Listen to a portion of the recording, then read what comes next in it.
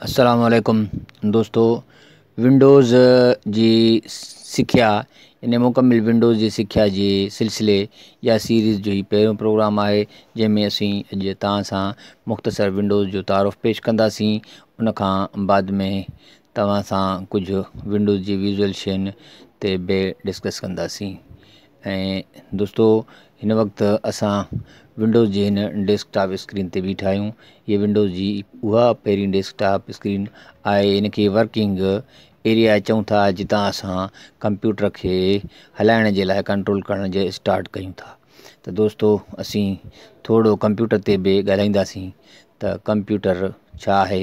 Computer हिकु device आहे जंहिंखे असीं सॉफ्टवेयर जे वसीले हलायूं था। अहिड़े सॉफ्टवेयर जे वसीले जंहिंखे ऑपरेटिंग सिस्टम चइजे थो, उहो ऑपरेटिंग सिस्टम विंडो आहे।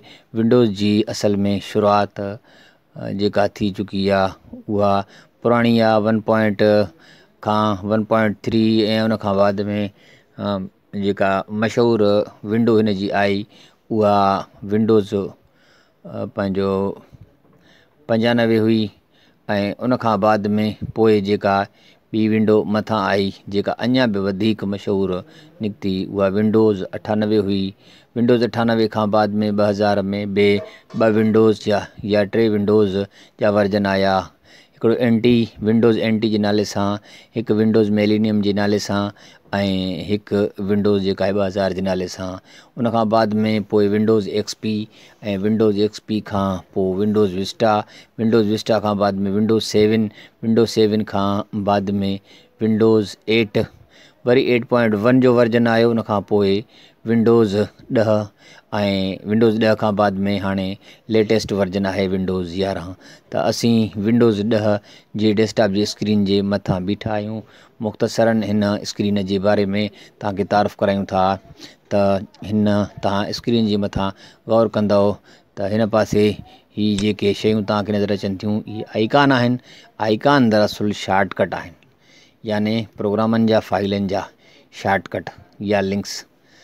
उन खां बाद में तव्हांखे हेठि हीअ पटी ॾेखारियूं था, हीअ पटी टास्क बार आहे। हिन जे मथां बि लिंक्स आहिनि, शॉर्टकट आहिनि खोलण जे लाइ, या जन प्रोग्रामनि खे असीं खोलींदा आहियूं त उहे हिन पटी जे मथां स्टोर थींदा आहिनि, जिन खे मिनिमाइज़ लिंक्स या जंहिंखे मिनिमाइज़ शॉर्टकट चइबो आहे। क्लिक करण सां वरी उहे मैक्सिमाइज़ थी वेंदा आहिनि, यानी उहे खोले करे जंहिं में असीं कमु कंदा आहियूं।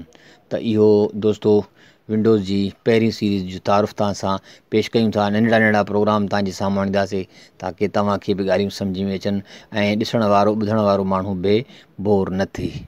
त अल्लाह निगहबान, जेकॾहिं ही सीरीज़ तव्हांखे पसंदि आहे ऐं तव्हांखे मुंहिंजूं ॻाल्हियूं वणनि थियूं त महिरबानी करे सब्सक्राइब कजो ऐं बेल बटन ते बि क्लिक कजो ताकी ईंदड़ हर विंडोज़ जी जेका आहे वीडियो तव्हां ताईं पहुचंदी रहे। अल्लाह निगहबान।